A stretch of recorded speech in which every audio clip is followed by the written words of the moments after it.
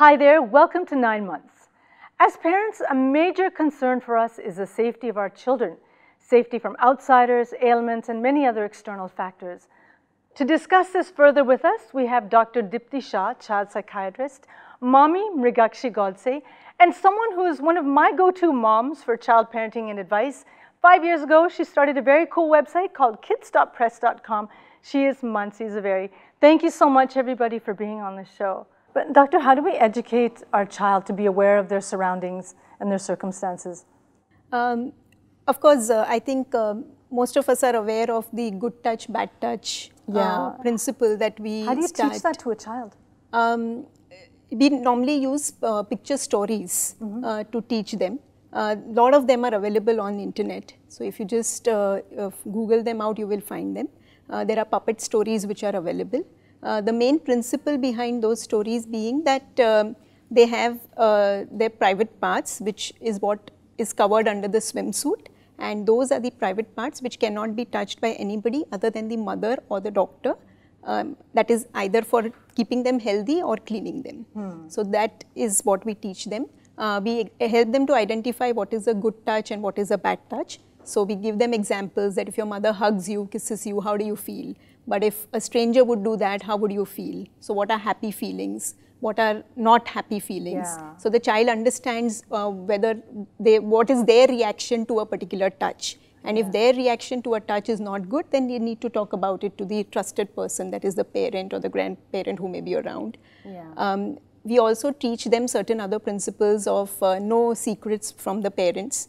So anybody says anything, gives you anything, does anything, and tells you that you should keep it a secret from someone, there should never be secrets from the parents. That's a really valid point, that don't keep secrets, because children tend to think secret means, okay, I can't tell anybody. But it's important to let them know, to enforce it, that you don't keep a secret from your mom or your dad.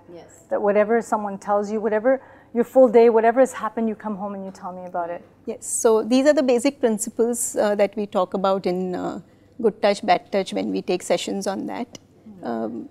And when it comes to safety, another thing we should tell our children about is not opening doors to strangers. You know, when the doorbell rings, they'll think, oh, my dad's home, or my nanny's here, or somebody else they love has come home, so of course they'll go running to the door. But a good way to teach them about that, to ensure that, is to have another security system in place. And a good one that moms have recommended to me is a see-through Pro Video door phone. No matter how many times you warn your children not to open the door, children don't always take your no seriously. They'll still run. Maybe if you're not there, they'll still go there. And they'll want to know, who's outside. So it's a good way to know that your little ones are really following your instructions or not. With Godrej, the see-through Pro Video door phone, you can monitor who's at the door, who your kids are talking to. Remotely, you can see what's going on from your smartphone. It lets you be in control. So doctor, when we look at the legal issues, what are some of the safety laws we have for children in India? Or do we have any? The latest one, the one which the government has brought up, which is an amazing law, that is known as the POCSO.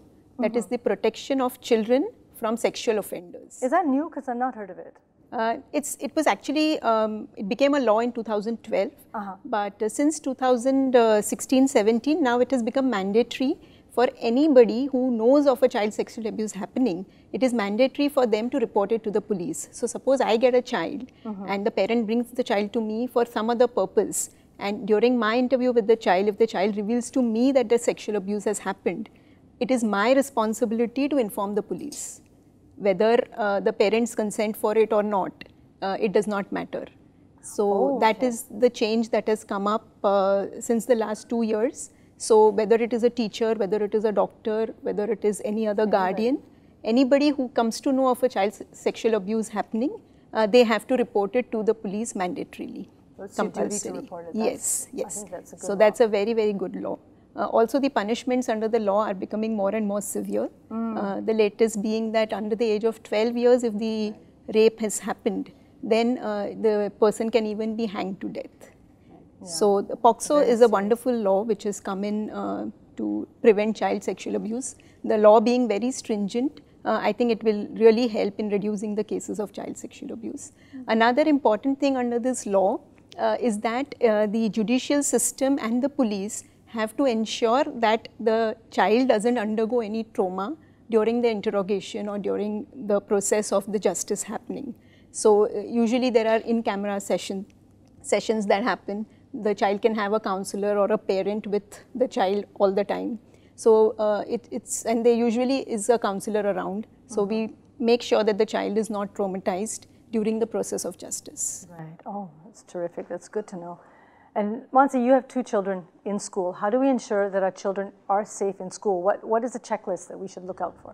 So, you know, I think while we can keep them as monitored as we want, there will be occasions when, you know, they will be independent. But like we said, that the communication channel, if that's open, and the way Doctor described, that, you know, there are a couple of videos in terms of how you can explain to your child about, you know, the right and the wrong, the safe, the unsafe, the feel good, the not so feel good. I think if you speak, of course, there will be schools where, you know, and most schools today have cameras monitoring the kids.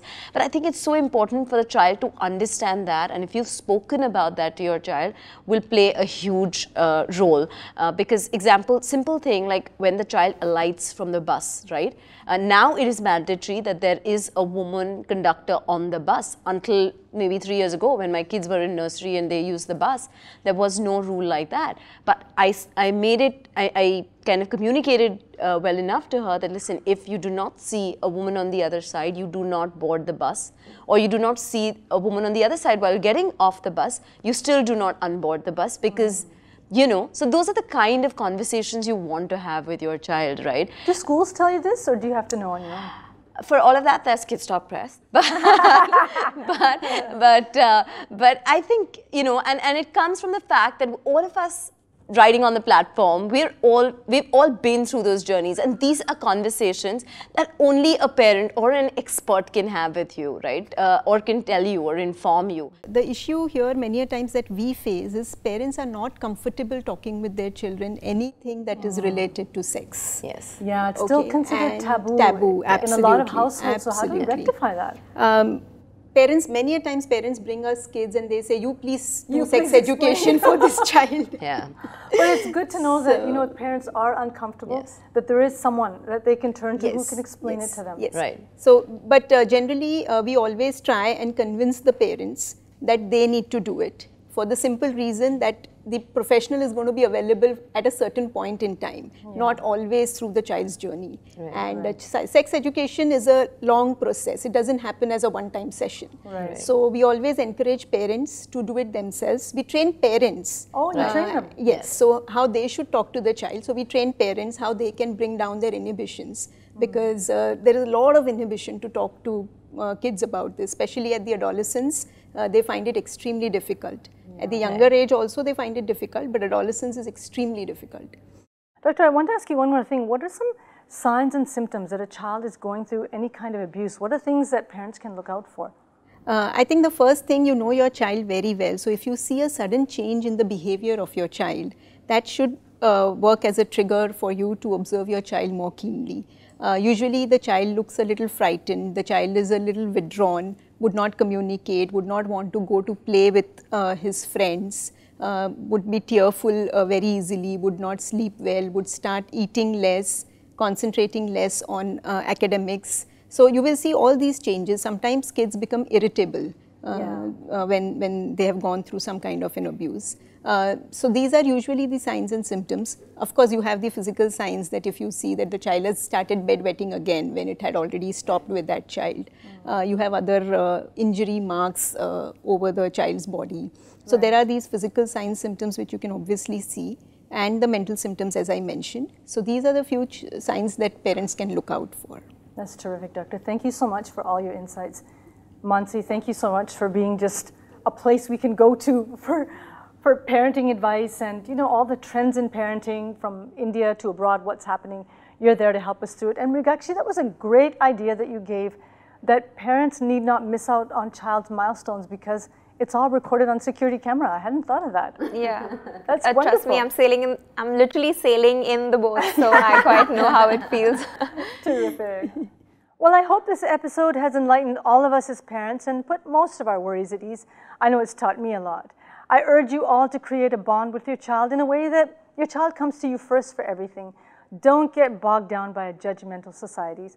As parents, you know what's best for your children. You're doing a great job.